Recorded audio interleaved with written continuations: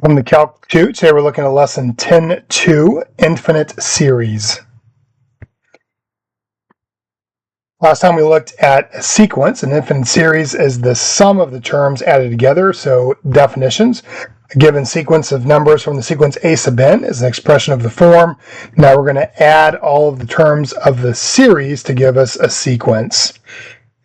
If we let it add up to infinity, where n is equal to infinity, then we call it an infinite series. The number a sub n then is the nth term of the series, and then the sequence, which we're going to use then the term a sub n to equal the sequence, where a sub n is the series, is defined by then a sub 1 is the first term a sub 1, s2 then is the first two terms a sub 1 plus a sub 2, all the way up to a sub n, where we get a finite series of terms added together where we have n terms.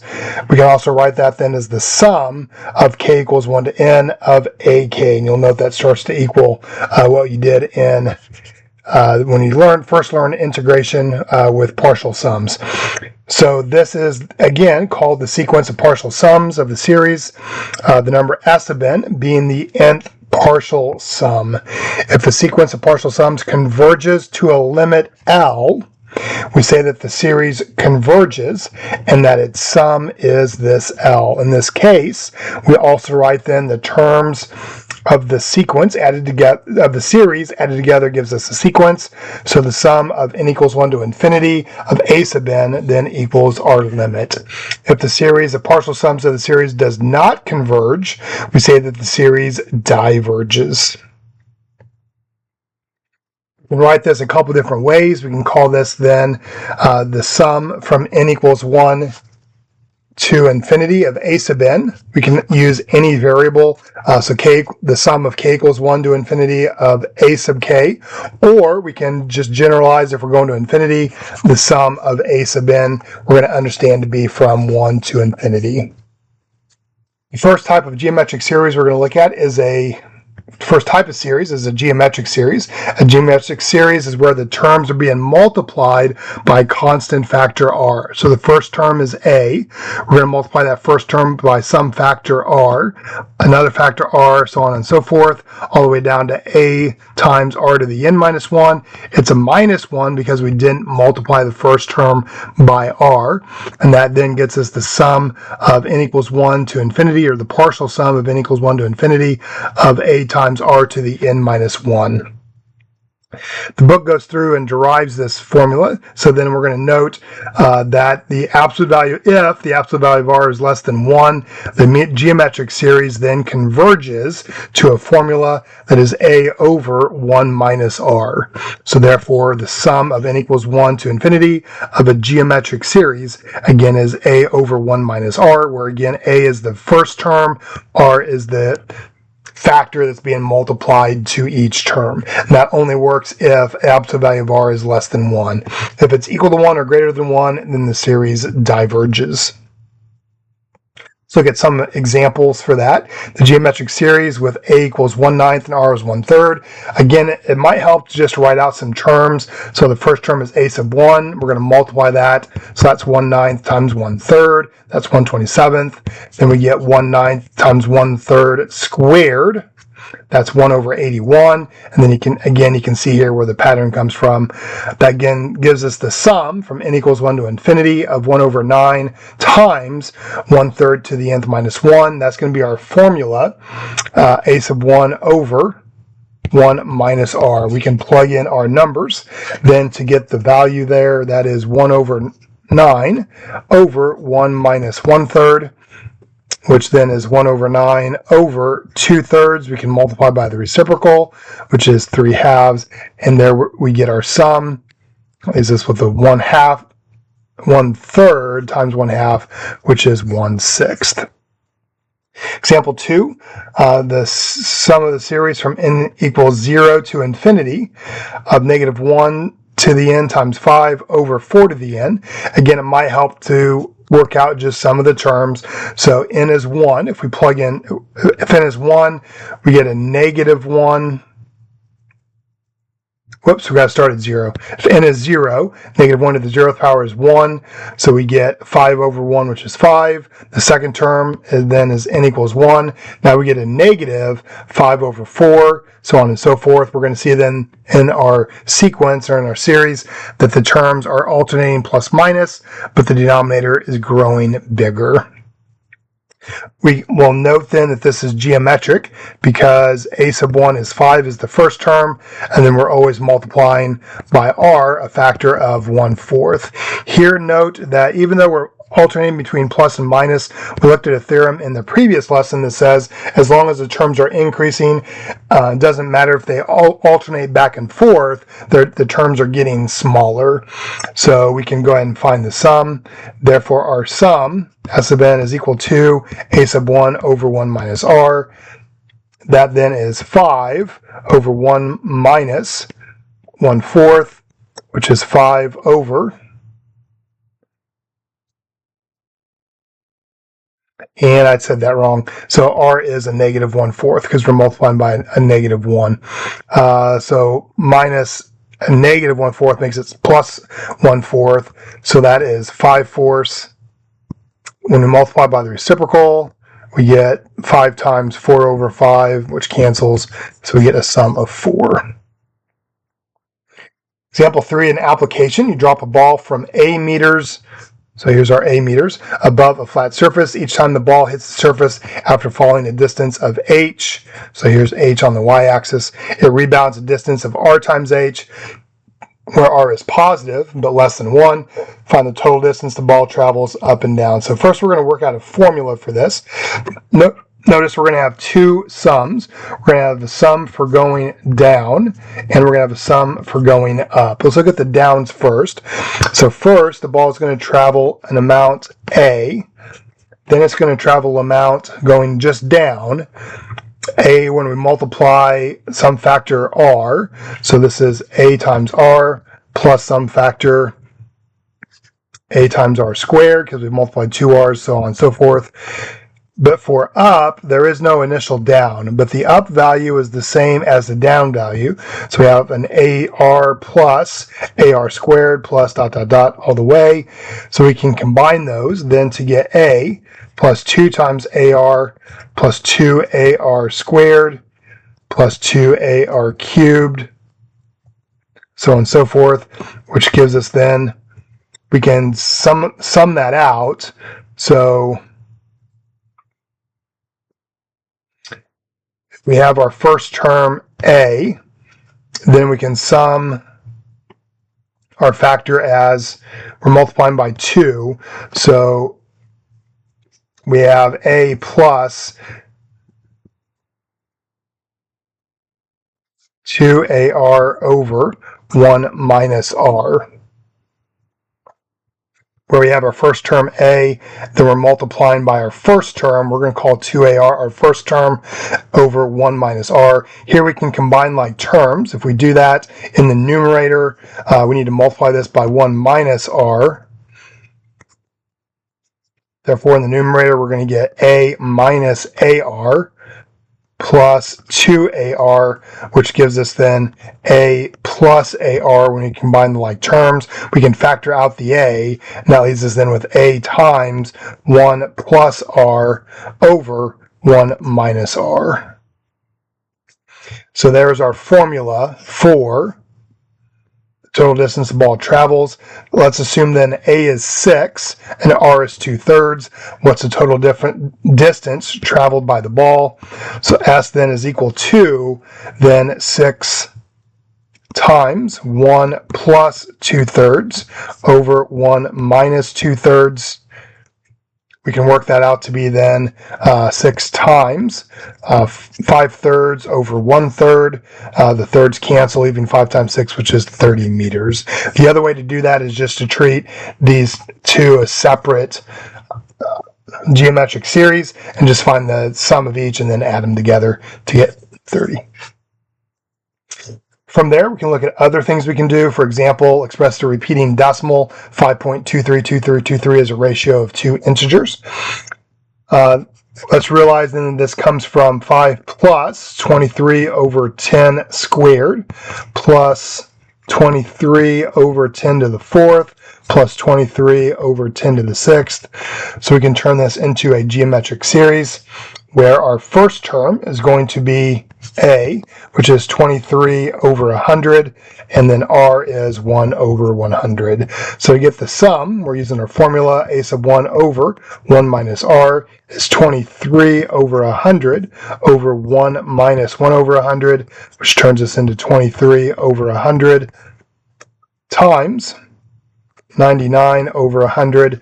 Here the hundreds will cancel, and we're left with 23 over 9. But don't forget, we have our initial 5 as well that we need to add back. Therefore, when we add those together and get like terms, we'll end up with 518 over 99. You can usually punch a bunch of these into your calculator and double check that you get the correct answer. Example 5, find the sum of the telescoping series, the sum from n equals 1 to infinity of 1 over n times n plus 1. To tackle this one, we're going to do a separation of fractions.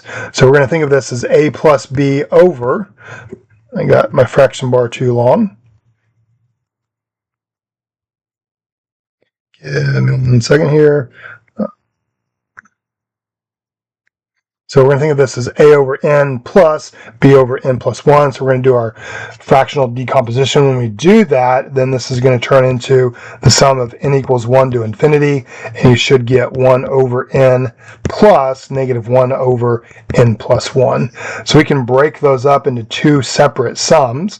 So this is a sum of n equals 1 to infinity of 1 over n. Plus, or we can bring the negative down as a minus, the sum then of n plus 1 to infinity of 1 over n plus 1. To do that, let's run through some terms. So let's look at then for our starting term, n equals 1. If n equals 1, we're going to get 1 minus. In the second term, we're going to get 1 over 1 plus 1, which is 1 half. Plus, if n equals 2, now we're going to get plus 1 half minus 1/3. For n equals 3, we're going to get plus 1/3 minus 1/4. And you're going to see that this pattern will continue. And what ends up happening is we get then for the kth term, we get 1 over k minus 1 over k plus 1. Notice here what happens, that the end of the first term and the start of the second term will always cancel. Therefore, S of k, the sum of k, is equal to then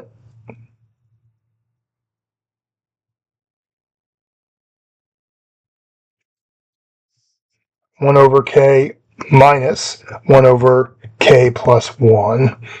And we want to look then what happens at S of k goes to 1 as k goes to infinity. So that will converge, because as this gets really big, we get then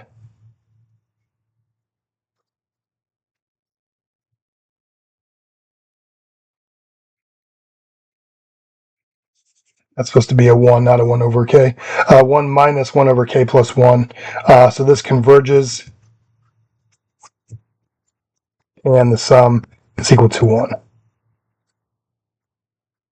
That takes us to the nth term test for a divergent series. One reason the series may fail to converge is that the terms don't become small.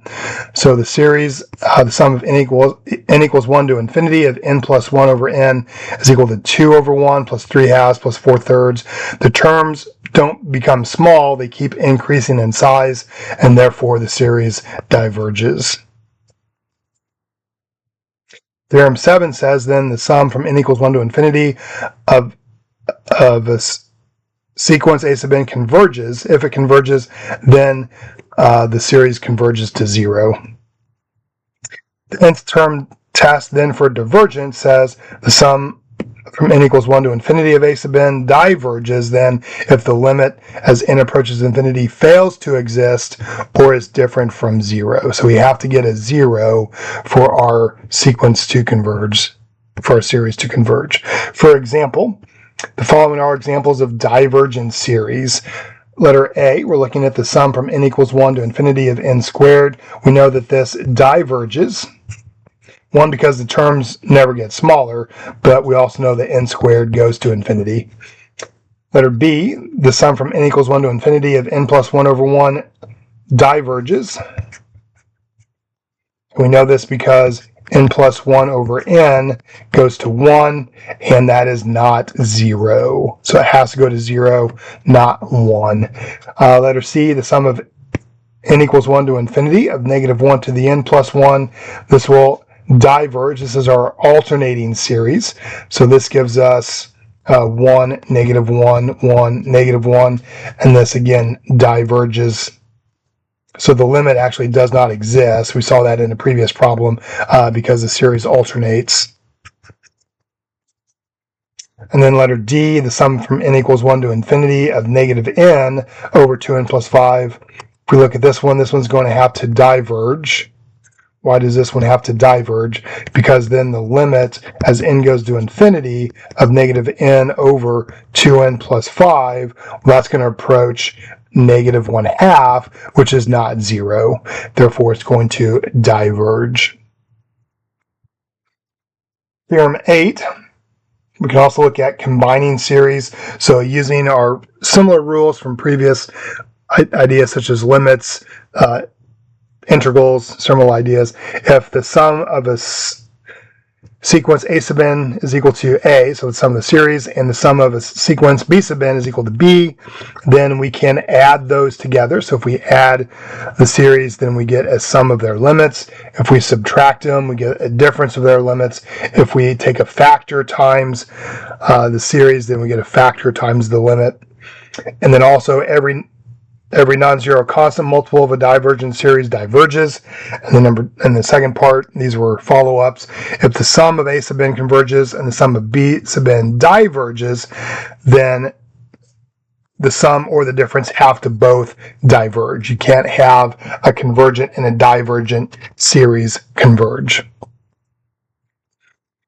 Example 9, and then find the sums of the following series. So we have the sum from n equals 1 to infinity of 3 to the n minus 1 minus 1 over 6 to the n minus 1. We're going to note that we can rewrite this as the sum of n equals 1 to infinity. So we're going to split up the two fractions as 3 to the n minus 1 over 6 to the n minus 1 minus 1 over 6 to the n minus 1. We can use algebra on the first term to look at the sum of n equals 1 to infinity and use a common exponent. So now we get 3 over 6 to the power n minus 1, still minus 1 over 6 to the n minus 1. Now we can evaluate that. 3 over 6, also note, is 1/2. So we get then the sum from n equals 1 to infinity of 1 over 2 to the n minus 1. And that comes from taking our 3/6 to make it a 1/2 and reapplying the exponent in the numerator and denominator, minus 1 over 6 to the n minus 1. But these are both geometric, with a sub 1 equal to 1. And then r equal to 1/2 on the first fraction and 1/6 on the second fraction. Therefore, we can plug in to get our values. That's going to be then for the first geometric series will be 1 over 1 minus 1/2 minus 1 over 1 minus 1/6, which is going to be 1 over 1/2 minus 1 over be 6/6 minus 1/6 would be 5/6, which then gets us 2 minus 6/5, which is 4/5. Therefore, we found the sum of the series. Letter B, we're going to look at the sum from n equals 0 to infinity of 4 over 2 to the n.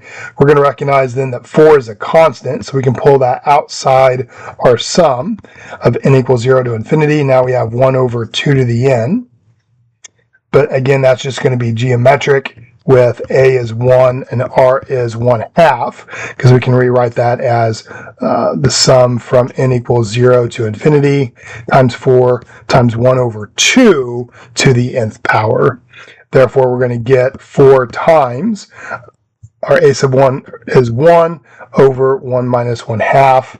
That gets us then 4 times 2, which is 8. That takes us then to our last topic, which is adding or deleting terms. We can do something called re-indexing a sum, and that is we can either bump up or bump down our starting value. So for example, if we have the sum from n equals 1 to infinity of a sub 1, we can go up in our starting value by adding a value to the 1, but to do that, we have to subtract the value from our starting. We can do the same thing in reverse. If we want to drop what we're going to do for our starting value of n, that just means we're going to come back and add the opposite value in our term. For example, let's look at number 10. We can write the geometric series, the sum of n equals 1 to infinity of 1 over 2 to the n minus 1, which is 1 plus 1/2 plus 1/4. We can rewrite this. So let's say we want n to go to 0. So that means we had to take n equals 1 minus 1. We're going to do the opposite inside, and we're going to take that then to be the sum as n goes from 0 to infinity of 1 over, again, we have to do the opposite. So we're going to replace the n now with 2 to the n plus 1 minus 1. So now the n's cancel, and we get the sum from n equals 0 to infinity of 1 over 2 to the n. Note, we're going to get the same value, so you can plug in numbers and see that we're going to get the same values. A bunch of ways we can write this. Similarly, we can write this then the sum as n equals 5. So now we went up 4. So now we have to subtract 4 on the inside, so that would be 1 over 2 to the n minus 5. That's because we have to subtract 4 more. Since we went up plus 4 here, we have to subtract 4 inside. We could go the reverse direction, so we could call this the sum from n equals negative 4. So now we went down 5, so we need to add